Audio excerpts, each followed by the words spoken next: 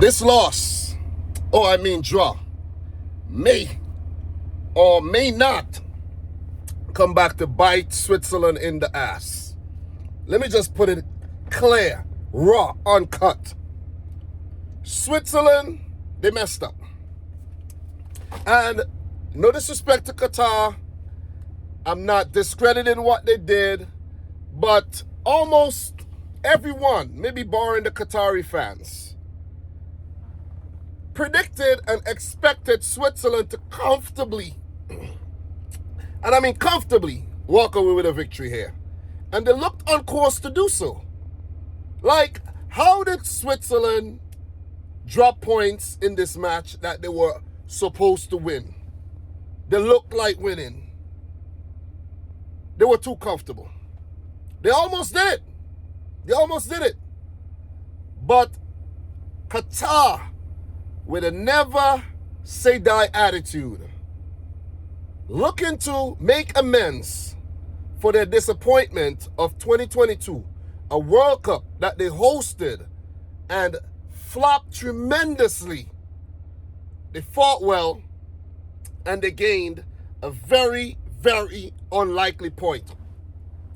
Big up to all the Qatari fans watching right now. You guys deserve a lot of credit, and I know you're gonna say, yeah, man, but you predicted Switzerland to win. Yes, I did predict a 2-0 win for Switzerland. It was looking like they were gonna do it, you know? They could have won 5-0. But Switzerland, they lack that killer instinct. You need killer instinct. You saw what the USA did last night against Paraguay. That was killer instinct. That was being clinical. That was not playing with your food. That was handling business, getting the job done, striking while the iron is hot, and putting yourself in a great position going into match day 2. Because if Switzerland had won this game, it would have been 3 points to Switzerland, 1 point to Canada, 1 point to Bosnia and Herzegovina, and no points to Qatar. But all 4 teams in the group share the spoils. And it's well poised going into match day 2. And when you think about it, I love the drama. I really love the drama. It would have, when you think about it, it would have, in hindsight, it would have been kind of boring if Switzerland went on to win and everything happened the way we predicted or the way we expected it to happen. We want the unexpected. That's what I want, the unexpected. I want to predict something and the total opposite happened, and I'm like shocked, and I'm like, wow, that was good. This is entertainment. This is the World Cup that we want. An unpredictable World Cup, something that does not follow the script. And Qatar did not follow the script today. Penalty. Breel Embolo in the 17th minute. But Qatar had a really good chance to go 1-0 up through, forgot the name. Don't know these players very well. But Milestone Jr., I think. Really good chance. But he almost nutmegged Gregor Kobel, but keeper was able to pull off a save. I don't think he knew a lot about it, but he saved it. And the few chances that Qatar had, you know, they worked the keeper. They worked the keeper. 6 shots at goal, 4 on target for Qatar. They only had 30% of the ball, so they were chasing shadows the whole game. They were basically just chasing the ball. Switzerland dominant, you know, 70% of the ball, 27 shots at goal, and this is a record for Switzerland. That's the most shots they've ever achieved at a World Cup, ever. And Switzerland's been a staple at the World Cup since God knows when. And this is the most shots they've ever let off, 10 on target, and still did not win. Credit goes to the Qatar goalkeeper. Even though he made the error that led to the penalty that was converted by Breel Embolo in the 17th minute, I think Abu Nada definitely kept Qatar in this match with some huge saves. I don't remember every single event in the match, like all the chances. There were too many to remember. Because Switzerland, they were just attack after attack, wave after wave after wave, left side, right side, Vargas and Doy, even a Zachariah from right back got a couple shots off, and being so dominant in the game, you would think that Switzerland would have put the game away a long time ago. And you can't, sometimes, the coach, the head coach gets the blame, but you can't blame the coach here. He did what he had to do. You see what I'm saying? And I have to remember to talk about that, the big Qatar chance early on in the match. Manuel Akanji, man, mistake. Big mistake. You can't make those, if you make those mistakes against more quality teams, and not to discount Qatar of any quality or whatever, but if you make a mistake like this, let's say against France, they will punish you. They will punish you. You see what I mean? And Switzerland, they missed a great chance to practically book a place into the next round, because 3 points would put you, right up there, probably with some of the best third place teams. You see what I'm saying? If you think about it. And the fact that they only walk away with 1, this could potentially, I'm not saying it's going to happen, but this could potentially knock Switzerland out of the World Cup too, because coming up against a Bosnia team, they're not going to lay down and, and get smashed up. Canada, who are very attacking, most spirited, will be on home soil. Anything could happen there. This could have just been this could have just been a big F-up by Switzerland. But enough talking about Switzerland. Qatar, man. Qatar.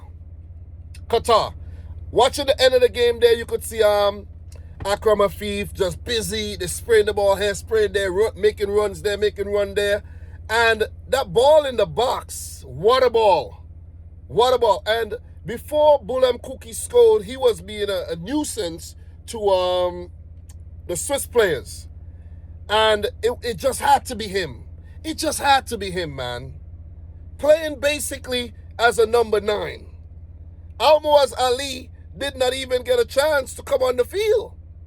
Like, I don't understand why the Lopetegui did not put on Almoaz Ali. He's the record goal scorer and everything. And I thought he was actually going to start the game. He did not even get a look in. You see what I'm saying? When you have players like Bulem Kuki on the field, you don't need Almoaz Ali. But that was a brilliant cross. That cross was by I think Ahmed. Yeah, that was by Ahmed. Let me make sure. I'm not gonna pretend like I know the players all like I know the players so well. But Homam Ahmed, he's one of the players that actually, from what I could remember, he started breaking in the team, like not with the Hassan Al Haydos and the Afifs. He was like one of the players that broke into the team pretty late. So if you check his record, he got from 2019. You see. So he broke into the team, kind of, 54 caps here and there, but he's not part of that crew that I remember. But I think he probably was. Maybe he was. From 2019, yeah. I think that's when I really started following the Qatari team. So he has been around. I stand corrected there. I had to do a quick check, but his name doesn't, ring a bell. That's why. But that was a great pass. Towering header. By Bulem Kuki, and the celebration said it all, man. I was there watching, and I'm like, all I could do is smile. I couldn't do my reaction like immediately after the game because I was driving, but I'm like, oh my God, this is what the World Cup is about. This is what we love. This is what we want to see. We want to see the underdog teams triumph or even match the better teams. And this is a great result for football. This is a great result for the World Cup. This is a great result for Qatar. Their first ever World Cup point. And I think, you know, I've covered most bases. I can't touch everything, but Qatar would be proud. They would definitely be proud. They have opened up. They have split Group B wide open with this draw. Canada should have defeated Bosnia and Herzegovina. Switzerland should have won the game today. It should have been Qatar and Bosnia scrapping it out for that third place third place berth in the team, hoping that they're one of the better third place teams to go through to the round of 32. But it's all even. Spoils shared. 1 point straight down the line for all teams. But Qatar right now is listed third in the table. But goals for, goals against, it's the same. Everything's the same.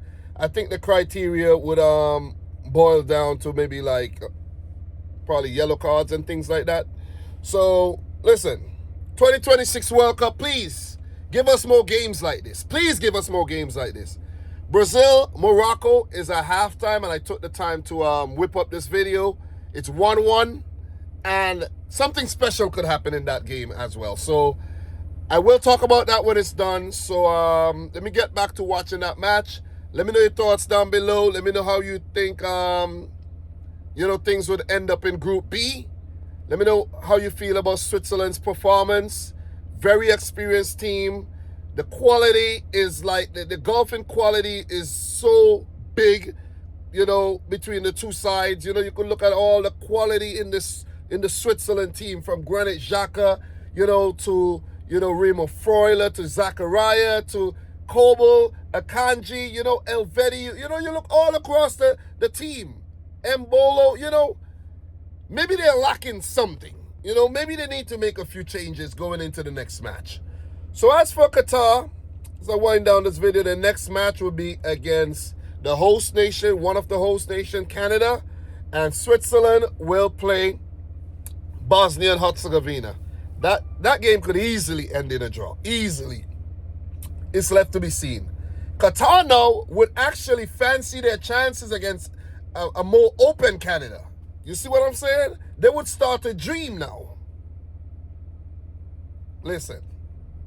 Exciting times ahead. Guys, like the video if you haven't yet done so. Subscribe if you're new. And from your boy Dom, until next time, peace out. Rich Squad. Guys, see you in the next video.